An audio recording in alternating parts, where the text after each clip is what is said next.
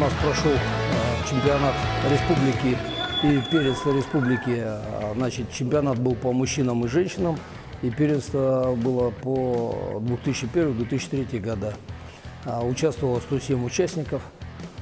Турниры показали, что наши дзюдоисты, есть ребята, которые достойно выступят на зоне Дальнего Востока и отберутся на чемпионат России по этим возрастам. То есть, да, ну, что могу сказать, турнир прошел без заминочек. Очень приятно, что на этом турнире среди мужчин и женщин участвовали наши, можно сказать, ветераны, ребята, которые уже давно закончили спортивную карьеру, но тем не менее вышли на татами, поборолись, показали свое спортивное мастерство. В общем, турнир прошел без травм, без заминочек. То есть всех хотел бы поблагодарить и главного судью соревнований Джабаева Романа Борисовича, ну и всех участников, которые приняли участие в этих турнирах.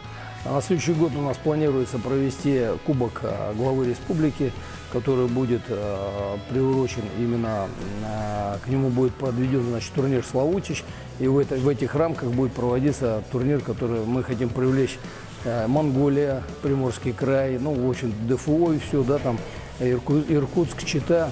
И еще некоторые регионы тоже могут к нам подъехать, потому что на этом турнире мы планируем сделать такое недельное дзюдо, да, то есть это будет у нас турнир главы республики, потом у нас лагерь, потом турнир на призы спортивного клуба «Славутич», то есть будет такая неделя дзюдо, да.